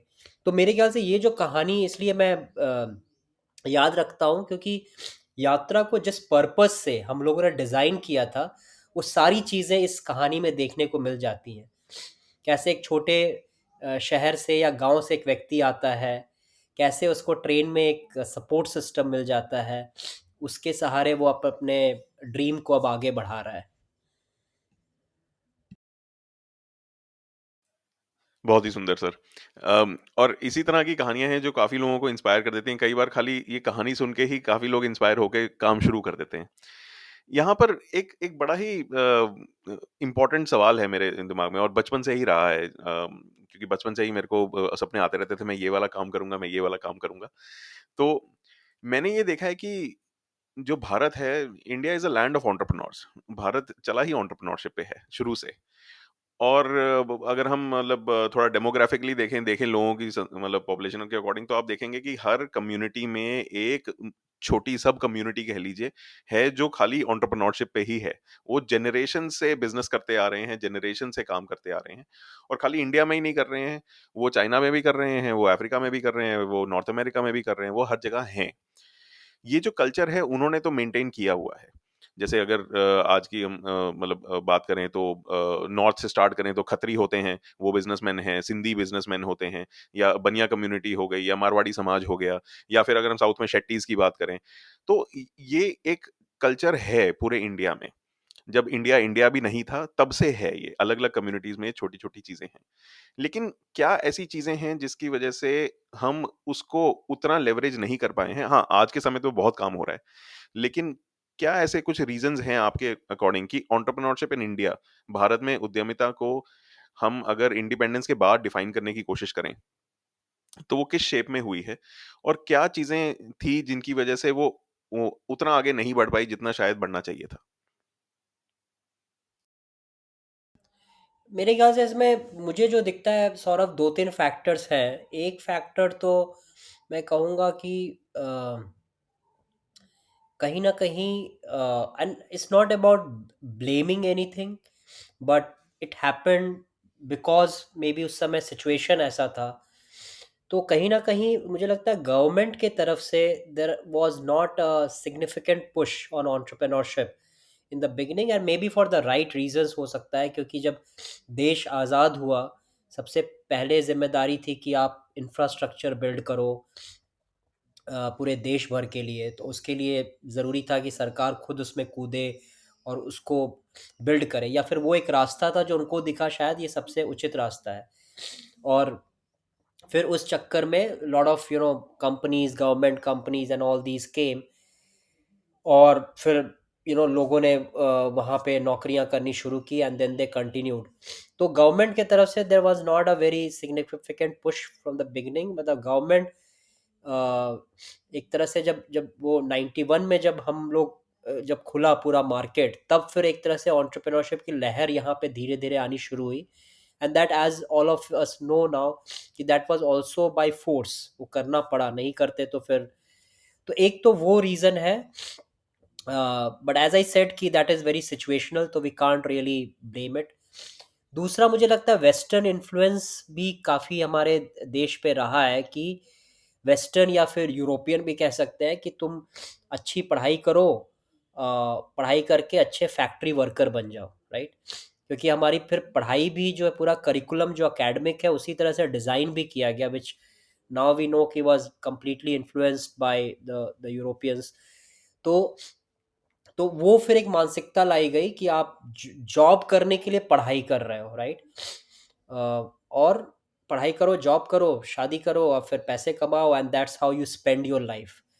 तो दैट इन्फ्लुएंस वाज देयर, और उस कारण से काफ़ी सारे हमारे जो, एज यू आर सेइंग कि प्री ब्रिटिश एरा जो था एंशियंट इंडिया, एक तरह से वहाँ एंटरप्रेन्योरशिप ही था पूरा, राइट? वो फिर धीरे धीरे जो है उसको वो गायब होता गया। तीसरी चीज़ ये भी हुई कि सी एंटरप्रेन्योरशिप में ना क्या होता है, और मैं ये पूरे भारत के बारे में नहीं कह रहा, may be some parts of the India, especially जैसे हम लोग ईस्टर्न यूपी में काफ़ी काम करते हैं, तो वो यूपी बिहार वाला जो बेल्ट है वहाँ हमको काफ़ी देखने को मिलता है कि ये एंटरप्रेन्योरशिप में ना काफ़ी ट्रस्ट की ज़रूरत होती है, विश्वास, है ना? जब तक तुम आपस में एक दूसरे के ऊपर ट्रस्ट नहीं कर सकते, तुम कंपनीज नहीं बिल्ड कर सकते, राइट? हमारे जो जितने भी स्टोरीज है सक्सेसफुल कंपनीज की, आज भले वो इन्फोसिस हो या कुछ भी हो, they were build essentially on trust, right? तो एटलीस्ट इस ज्योग्राफी में जहाँ हम लोग काम करते हैं वहाँ हम ये भी देखते हैं काफ़ी ट्रस्ट का डेफिसिट है लोगों के बीच में।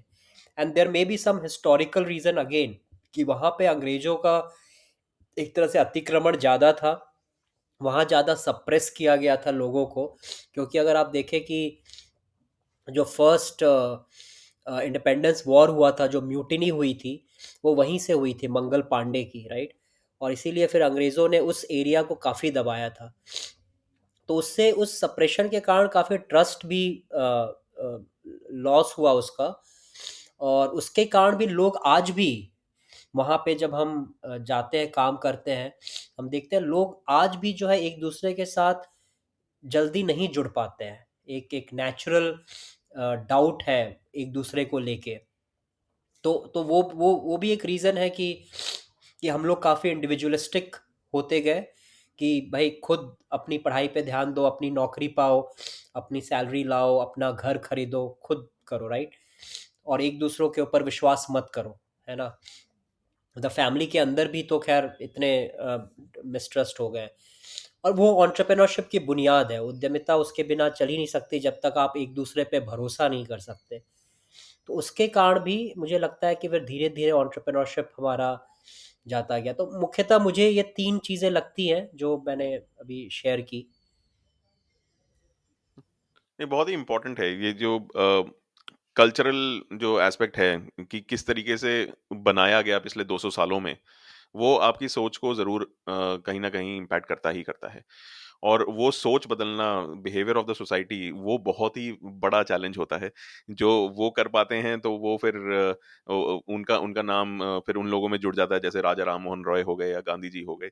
और वो करना कोई आसान नहीं है, तपस्या है बहुत बड़े लेवल की। एक प्रोफ़ेसर हैं आशुतोष सर, तरुण खन्ना जी, हार्वर्ड में हैं और वो एंटरप्रेन्योरशिप के ऊपर लिखते हैं। और उन्होंने अभी आई थिंक 2 साल पहले 2021 में उनकी एक किताब आई थी, जिसमें उन्होंने एंटरप्रेन्योरशिप को डिस्क्राइब किया है, कंपेयर किया है डेवलप्ड कंट्रीज़ में और डेवलपिंग कंट्रीज़ में। तो जैसे अमेरिका से उन्होंने कंपेयर किया इंडिया को, ब्राज़ील को, नाइजीरिया को। और उन्होंने ये पाया, उनकी एक जो सीख थी जो मैं कभी भूलता नहीं और उसके बारे में काफ़ी बात की है, कि एक डेवलप्ड एडवांस इकोनॉमी में अगर आपके पास आइडिया है, तो पूरा इकोसिस्टम आपको पुश करेगा उस आइडिया को सक्सेसफुल बनाने के लिए। जबकि अगर आप एक भारत में हैं, उद्यमिता कर रहे हैं या नाइजीरिया में हैं या ब्राज़ील में हैं, तो आपको अपनी कंपनी तो चलानी ही है, लेकिन साथ के साथ आपको एक इकोसिस्टम बनाना है जहाँ पर आप वो कंपनी चला सकते हो। नहीं तो आपकी कंपनी अपने आप ही खत्म हो जाएगी, क्योंकि इकोसिस्टम नहीं है जो उसको नर्चर करे। ये एक बहुत बड़ा चैलेंज है जिसमें जागृति यात्रा तो दे ही रही है, अपना काम कर ही रही है, कंट्रीब्यूट कर ही रही है, क्योंकि आप वो इकोसिस्टम, वो नेटवर्क जो आपने बताया वो प्रोवाइड करवा रहे हैं, वो सपोर्ट सिस्टम प्रोवाइड कर रहे हैं, जो शायद फैमिली या फ्रेंड्स या अपनी सोसाइटी, मोहल्ले में से नहीं मिलेगा। इसके अलावा और क्या-क्या चीज़ें करनी बाकी हैं ताकि हम ये इकोसिस्टम प्रोवाइड कर पाएँ टू मेक इट सक्सेसफुल? या बहुत ही इंटरेस्टिंग सौरभ ये टॉपिक है, बिकॉज तरुण खन्ना से हम लोग भी काफ़ी क्लोज है। इनफैक्ट मेरे ख्याल से 2-3 हफ्ते पहले उनके साथ हमारी बात हुई थी। और कुछ चीज़ों को लेके वो अपने और इनिशिएटिव्स के बारे में बता रहे थे। बट एक दूसरे और एक ऑथर हैं जिसके बारे में मैंने अभी पढ़ना शुरू किया। एडमंड फेल्प्स नाम है इनका, एक नोबेल प्राइज़ विनर है इकोनॉमिक्स में, और इन्होंने एक बुक लिखी थी मास फ्लरिशिंग, और उसके बाद एक दूसरी बुक लिखी है डायनामिज्म। और ये यूएस के हैं। इनका ये कहना है ना कि जो वेस्टर्न कंट्रीज या डेवलप्ड कंट्रीज जिसको हम कह रहे हैं, वो इसलिए डेवलप हुए हैं not because of the innovations done by some elite institutes या इंडिविजुअल्स, राइट। वो इसलिए हुआ है क्योंकि मास लेवल पे इनोवेशन आया है, राइट। एक आम आदमी भी इनोवेटिव तरीके से सोच पाया है और कुछ क्रिएट कर पाया है। तो वो मास इनोवेशन की बात करते हैं, और उसके लिए देन आपको किस तरह के वैल्यूज बनाने हैं, किस तरह का कल्चर क्रिएट करना है ताकि वो मास इनोवेशन हो सके, उसके बारे में उन्होंने बुक में चर्चा की है। तो आई थिंक वो हमारे लिए काफ़ी अच्छी किताब थी। मैंने तो अभी पढ़ ही रहा हूँ उसको, बट चूंकि उसमें वैल्यूज़ और कल्चर इसकी बात की गई है, इसलिए हमें काफ़ी इंटरेस्टिंग लगा। क्योंकि इन द एंड देखिए, इनोवेशन, एंटरप्रेन्योरशिप, ये सब टेक्निकल चीज़ें तो है नहीं। मतलब है टेक्निकल कुछ चीज़ें, बट उससे कहीं ज़्यादा, जैसा आप कह रहे हैं कि कल्चरल है उसमें, राइट, वो वैल्यूज़ हैं, वो उसका सबसे इम्पोर्टेंट एस्पेक्ट है। तो इसीलिए जो इकोसिस्टम भी हम लोग बिल्ड कर रहे हैं अभी, जैसे जागृति यात्रा के ज़रिए या फिर रीजनल लेवल पे ईस्टर्न यूपी में कर रहे हैं, हम लोग पहला जो जिस चीज़ पे फोकस करते हैं वो वैल्यूज़ और कल्चर पे करते हैं। क्योंकि ये भी समझने वाली बात है कि भारत जैसे एक विविध देश में हर जगह का कल्चर अलग है। अगर आप वहाँ के कल्चर पे कोई बाहर से लाके कुछ चीज़ थोप देंगे और बोलेंगे ऐसे ही करना है, ऐसे ही चलाना है, तो नहीं चलने वाला है, राइट। वो उस चीज़ को बाहर थ्रो कर देगा। तो रादर आप वहाँ के कल्चर को समझ के उसके अकॉर्डिंग इकोसिस्टम बनाने की कोशिश करें। अब सिंपल जैसे एग्जांपल अगर मैं दूं, कि ईस्टर्न यूपी जहां हम लोग काम कर रहे हैं, अगर आप देखें नॉर्मली जो वेस्ट में जो एक थिंकिंग है किसी भी कंपनी को चलाने के लिए, कि अगर आपको प्रोफेशनल तरीके से चलाना है तो you want to keep the relationships, especially family relationships, out of it, ताकि आप उसको एकदम प्रोफेशनल तरीके से चला सकें, राइट। लेकिन अगर आप ईस्टर्न यूपी जैसे जगह पे जाए, या ओवरऑल इंडिया के लिए आई थिंक ये वैलिड है, यहाँ पे काफ़ी फैमिली बेस्ड इंटरप्राइजेज होते हैं, है ना। कि कैसे एक फैमिली के ही कुछ सदस्य आपस में आते हैं और वो फिर कुछ करते हैं, धीरे धीरे वो बड़ा हो जाता है। और काफ़ी सारे हमारे यहाँ तो एग्जाम्पल्स हैं जो फैमिली बेस्ड चले हैं। तो अगर आप वेस्ट का प्लेबुक उठा लेते हैं कि नहीं ऐसे नहीं करना है, आप फैमिली वाले हैं तो you should not create a company together, you should look for other person, वो नहीं चल पाता। तो ये हमारे कल्चर की बात है कि ठीक है, फैमिली में एटलीस्ट अभी भी हमारा काफ़ी ट्रस्ट है फैमिली में एक दूसरे के ऊपर, तो हम साथ मिलके कर सकते हैं। तो rather than opposing that, how do you bring that in the main stream और उसको फिर आगे बढ़ने के लिए प्रमोट करें। तो हम लोग अब ईस्टर्न यूपी में जैसे जो इकोसिस्टम बना रहे हैं उसमें यही कोशिश करते हैं। कोई उद्यमी हमारे पास आता है, अकेला आता है और कहता है कि मैं इस आइडिया पे काम करना चाह रहा हूँ या कर रहा हूँ, इसको मैं आगे बढ़ाना चाहता हूँ या चाहती हूँ, तो हम उसका पहला सवाल यही हम कहते हैं कि आप अकेले हैं, आप अकेले तो मतलब एक कदम ही चल पाएंगे, यू नीड मोर पीपल, तब आप 10 कदम चल पाएंगे। लेकिन वो दूसरा व्यक्ति कौन है, कि अगर आपके परिवार से भी है तो क्या आप उसको ला सकते हैं अभी और साथ मिलके कुछ कर सकते हैं। तो ऑलमोस्ट हर एंटरप्राइज को जो हम इंक्यूबेट कर रहे हैं उसमें हम ये काफ़ी स्ट्रांगली कहते हैं कि आप लाइए अपने फैमिली मेम्बर्स को ही साथ में लाइए और आगे बढ़िए। विमेन के केस में, महिलाओं के केस में ये और भी ज़रूरी हो जाता है, बिकॉज विमेन को अनलेस फैमिली का सपोर्ट मिले वो नहीं कर पाती हैं। खासकर ये रूरल या स्मॉल टाउन के कॉन्टेक्स्ट में बहुत वैलिड है। शहरों में भी होगा बट वहाँ तो है, क्योंकि अगर आपको अपने पति से, भाई से, पिता से नहीं समर्थन है तो आप नहीं चल पाएंगे।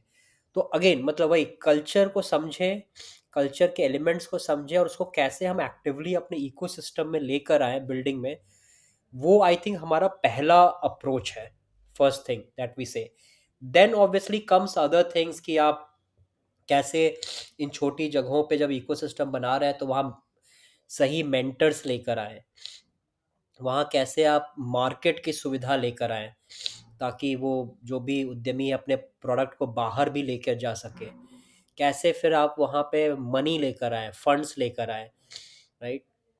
तो ये सब जो है टेक्निकल एस्पेक्ट भी ज़रूरी है, money, market, mentorship, but the starting point should always be the values and culture, then we go into these things. I I I completely agree sir. In fact एक और गेस्ट थे मेरे podcast पे, सुनील जहांगीर जी, मेरे दोस्त हैं, वो भी इंजीनियरिंग बैकग्राउंड से।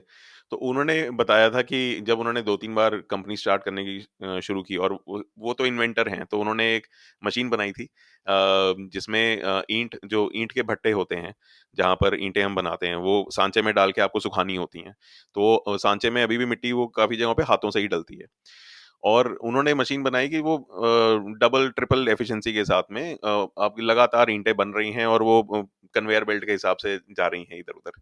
और वो मशीन बनाने के बाद जो उनके को-फाउंडर थे, उनके साथ ट्रस्ट डेफिसिट की वजह से वो प्रोडक्ट कभी लॉन्च ही नहीं हो पाया। जबकि उसकी मार्केट वैल्यू बहुत थी, सब कुछ थी। तो सुनील जहांगीर जी ने एक और चीज़ बोली कि ये ट्रस्ट फैक्टर तो है ही है, दूसरा ये है कि हम लोग जुगाड़ू हैं, तो हम लोग शॉर्ट टर्म सॉल्यूशंस बहुत जल्दी देख लेते हैं कि ये करो और आगे बढ़ो, ये करो और आगे बढ़ो। तो उन्होंने एक रिसर्च के बारे में भी बताया था कि चाइना और इंडिया के इंजीनियर्स के बारे में रिसर्च की गई, तो उनमें ये जुगाड़, इम्प्रोवाइज़ेशन के बारे में काफ़ी देखा गया।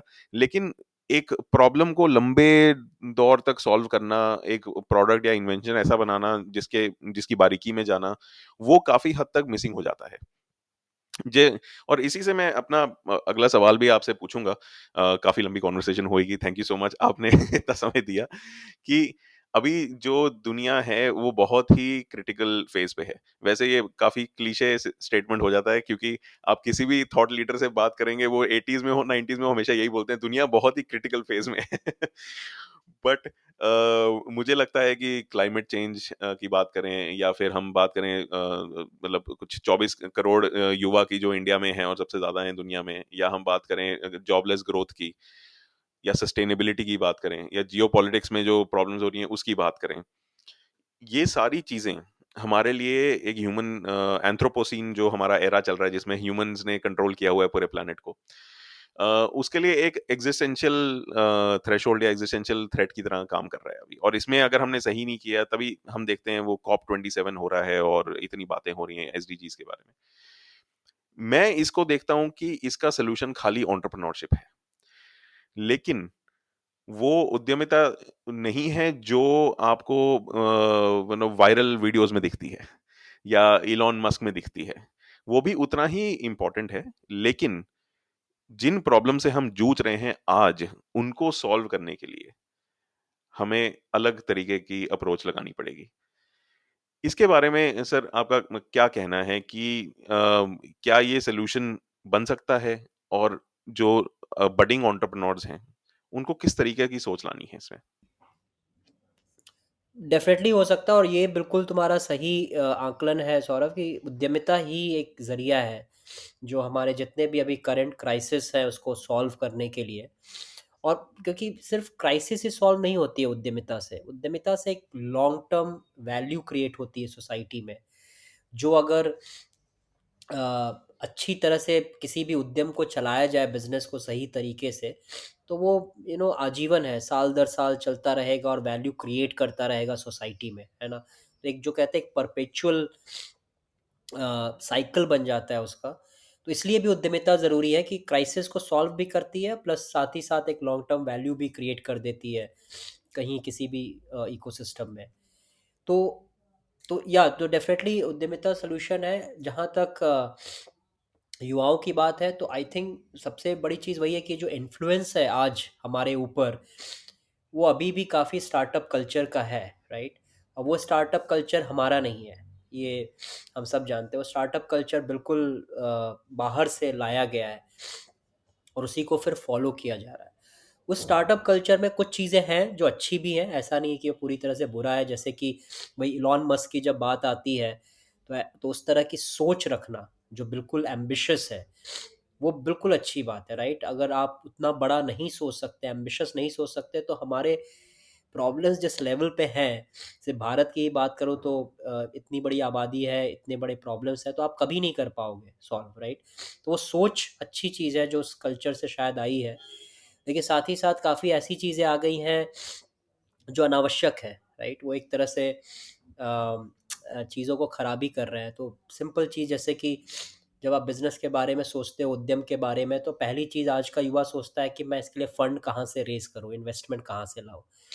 और उसकी दौड़ शुरू हो जाती है। एक इन्वेस्टमेंट रेज़ किया, उसके बाद फिर सोचता है दूसरा कैसे रेज़ करूँ, तीसरा कैसा रेज़ करूँ। लेकिन जो सही तरीका है हम सब जानते हैं बिज़नेस करने का कि आपका पहला फंडर तो आपका कस्टमर ही है, मार्केट है, वहाँ से आपको पैसा मिलना चाहिए।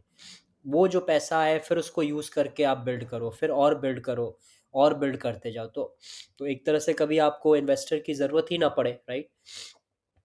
तो आई थिंक वो एक बहुत ही ज़रूरी सोच है जो जो युवाओं को लाना है कि कैसे वो सही मायने में प्रॉब्लम्स को समझे, और प्रॉब्लम्स को सिर्फ क्लासरूम में बैठ के या गूगल सर्च करके नहीं समझे, बल्कि जाकर सोचे जहाँ पे प्रॉब्लम है, वो उस वास्तविकता में जाकर सोचे, देखें, परखें। क्योंकि वो चीज़ भी थोड़ा थोड़ा विलुप्त होते जा रही है। हम अपने एसी वाले कमरों में बैठ के सोच रहे हैं कि ईस्टर्न यूपी में क्या प्रॉब्लम है, और उसको सॉल्व करने के लिए हम बिजनेस प्लान्स बना रहे हैं। करना चाहिए, प्लानिंग वगैरह ज़रूरी है, बट जाकर उसको समझना, उसका कोई और विकल्प नहीं है, राइट? तो वो जो ज़रूरी है। देन तो प्रॉब्लम समझें और उसके हिसाब से देन आपके जो भी यूज़र्स हैं, कस्टमर्स हैं, उनको जो चाहिए वो डिज़ाइन करके उनको दें, राइट? और कोशिश अंत में हो आपका सोशल एंटरप्राइज हो, इकोनॉमिक एंटरप्राइज हो, जो भी हो, लेकिन अगर आपका कस्टमर या यूज़र जिसके लिए आप बना रहे हैं कुछ, अगर उसको इसमें वैल्यू दिखता है, तभी आप सक्सेसफुल होंगे, और तभी वो पे भी करने को आपको तैयार होगा, राइट? तब आपको हमेशा इन्वेस्टर के बारे में नहीं सोचना पड़ेगा। और इसलिए ज़रूरी है कि अ, और इंडिया में भी खैर काफ़ी सारी कंपनीज हैं जो इस सोच पे चल रही है। जैसे हमारी पार्टनरशिप जोहो के साथ है। जोहो जैसी कंपनी बिल्कुल यही सोच है। उसके जो फाउंडर है श्रीधर वेम्बू, हम आज सब जानते हैं कि किस तरह से वो रूरल इकोसिस्टम बनाने की कोशिश कर रहे हैं। तो उनका वही कहना है कि we are not here to run away from the company. मतलब जो एग्जिट वाली जो मेंटालिटी है ना, कि हम कितनी जल्दी एग्जिट कर जाएं, we are here to run the company, right?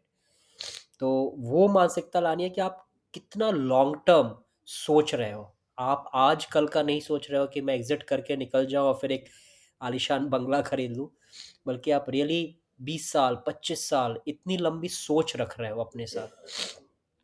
और वो आज के ज़माने में बहुत ही डिफ़िकल्ट होता जा रहा है।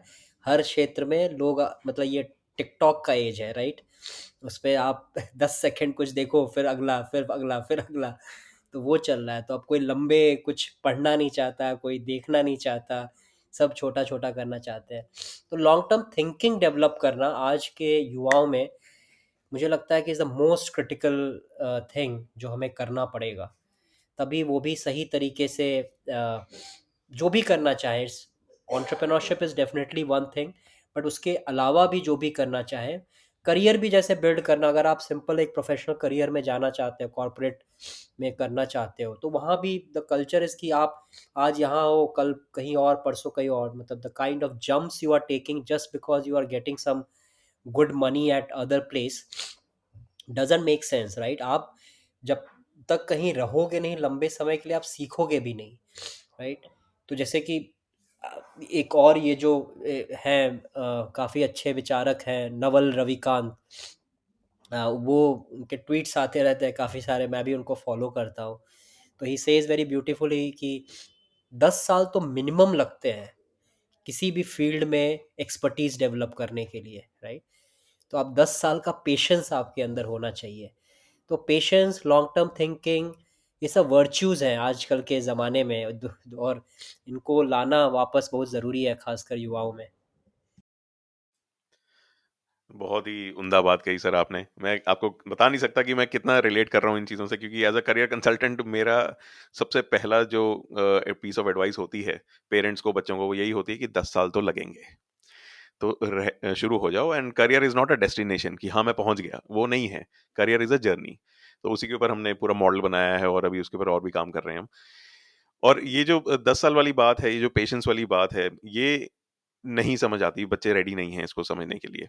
And I think this is the most valuable, one of the most valuable pieces of advice that you've given today, sir. Uh, बस हमारा पॉडकास्ट खत्म ही होने को आया है। दो छोटे सवाल, आई नो आपकी बहुत समय ले लिया मैंने। पहला सवाल तो यही है सर कि अगर आप किसी को करियर एडवाइस देना चाहेंगे, तो आप उनको क्या करियर एडवाइस देंगे? मेरा सिंपल है सौरभ, जो आई थिंक तुमने भी एक जगह कहा कि आपके पूरे लाइफ में एक गोल्डन पीरियड होता है, सुनहरा समय होता है, जो मोस्टली आप जब कॉलेज से बाहर निकलते हो उसके बाद का 10 साल का लगभग समय, जब तक आपके ऊपर कोई खास बड़ी जिम्मेदारी नहीं होती, आपका खुद का परिवार नहीं है, फैमिली के तरफ से भी हो सकता है कि आपको काफ़ी छूट मिली हो, तो वो जो लगभग 10 साल का सुनहरा समय होता है उसको गंवाएं नहीं, उसको व्यर्थ नहीं करें।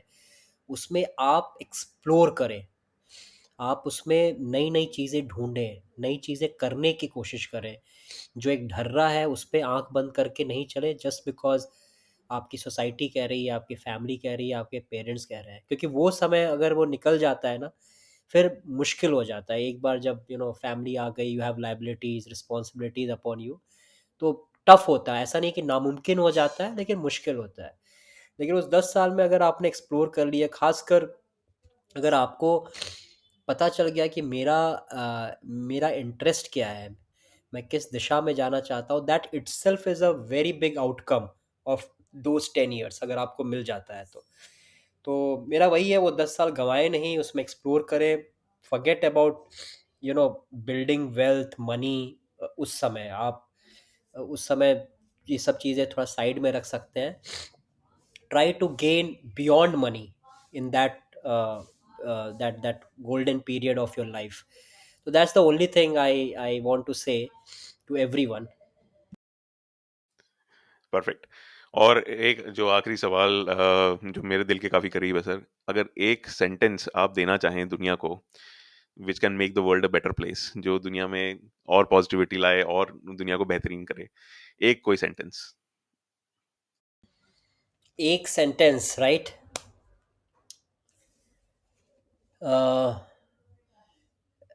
Because see in the last few years, मैं थोड़ा कॉन्टेक्स्ट दे रहा हूँ फिर एक सेंटेंस बोल देता हूँ। But in the last few years, it's pre pandemic in some sense, उस समय से शुरू हुआ था कि I am also now following a lot of spirituality, trying to bring spirituality in my life, awareness, consciousness, and that does help, that really helps, because that's what essentially all of us are, हम लोग हैं ही spiritual beings, right? ये तो यहाँ पे आके ये सब ड्रामे में फंस गए हैं।